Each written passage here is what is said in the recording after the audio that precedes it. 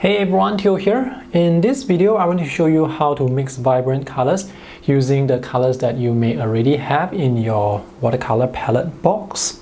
When I started learning watercolor, my mixes were often dull, muddy, or just not vibrant, even though I used the most vibrant or intense colors for mixing. So the most important thing when it comes to mixing vibrant colors is this. You must start with the correct colors because not all color combinations will give you the most vibrant mixes. To find out which colors work well together, we can use a color wheel, and this is a color wheel you can find on handprint.com. I'll put a link in the video description below.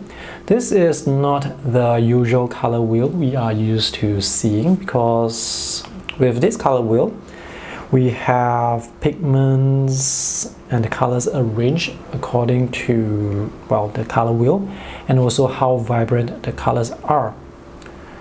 So if you take a look at this, all the vibrant, all the intense colors, all the colors with high chroma are at the outer edge of the wheel, and all the less intense colors are located towards the center of the wheel.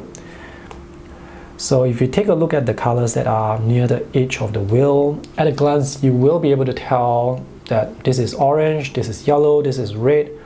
However, when you look at the center of the wheel, sometimes it's difficult to tell what those colors are at a glance. For example, with indentrum blue, it's difficult to see that it's actually blue.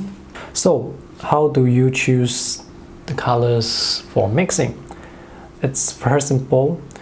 When it comes to mixing, we use primary colors, and to mix vibrant colors, in this case, just choose the primary colors that are close to each other on the color wheel.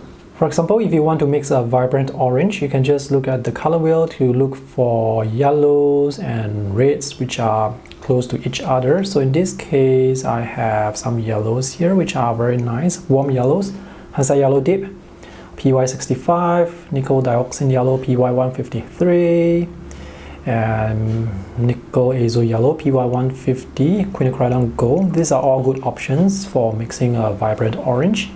For the red, you can choose any warm red here or any scarlet.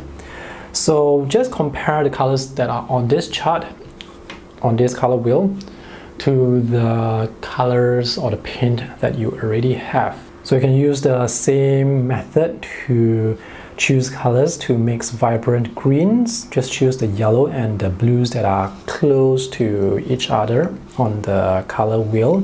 To mix vibrant purples, just choose the blues and the reds which are close to each other. Not all blues when mixed with red will give you vibrant purples. For example, this is indentrum blue. And when you mix this with a scarlet red, this is the type of purple you can expect, which is not very vibrant as you can see. However, if you use ultramarine blue or French ultramarine and you mix it with, let's say in this case I have a rose madder here, the purple here is way more vibrant compared to the purple here. If you use colors that are opposite on the color wheel, for example, if you have phthalo blue mixed with some scarlet color, you can see the distance here, it's very far away and they are almost opposite on the color wheel. The colors will neutralize each other. Let's see what will happen when we try to mix colors that are opposite the color wheel. So here we have phthalo blue green shade, and this is pyro red. So this is very obviously blue and this is very obviously red. But what would happen when you try to mix the two colors together? So I have some phthalo blue here, and let's add some pyro red. So you can see the resulting mix, it's not a purple, it's this very dark color. So out of these three mixes where I used blue and reds, only this can produce the most vibrant purple. Now if you don't have rose madder by the way looks like this. If you don't have rose madder, you can swap it with quinacridone rose, magenta, crimson. They should all produce a purple that is quite similar to this. There are uses for dull colors as well. For example, if I add more phthalo blue and pyrite, I can actually get a color that is very dark that I use as my black. And also when you place dull colors beside vibrant colors, it will make the vibrant color look even more vibrant by comparison. So with this color wheel, it's very easy to choose the colors to use for mixing vibrant colors. So if I want to mix a vibrant orange, I can just choose New Gamboge, which I have here, and Pyro Red, which I also have here. New Gamboge already looks like an orange, however when you add Pyro Red, you get a warmer orange compared to New Gamboge alone. To mix a vibrant green, I just use lemon yellow with phthalo blue.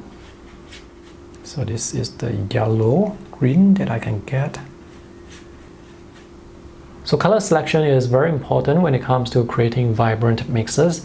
The other important thing is actually the paper that you use. The watercolor paper that is going to produce more vibrant colors are the ones with good sizing applied, so that the paint or the pigment can remain on the paper rather than being absorbed into the paper. So when the paint is on the paper, the light can reflect off the paper through the paint, and that's where you can see more vibrant colors. To find out whether the paper has good sizing, you have to check out reviews or do your own test. By the way, the sizing that I'm referring to is not the physical dimension of the paper. It's actually this thing that is applied on the paper or internally so that the paper can handle water. Otherwise, when you paint with water, the water will just soak through the paper. The sizing that's applied on the paper is what makes watercolor paper and not just any drawing paper. So this video is just on mixing vibrant colors, which is actually not that difficult with the help of this color wheel. So with this color wheel, you can just choose the best pigment combination to mix vibrant colors. To have your mixes work well together to produce art that is color harmony, and that deserves like a series of videos on its own. But for mixing vibrant colors, it's really not that difficult. If you guys want to check out more watercolor sketching videos, you can visit my YouTube playlist. The link is in the video description below. Thanks for watching. See you guys again. Bye.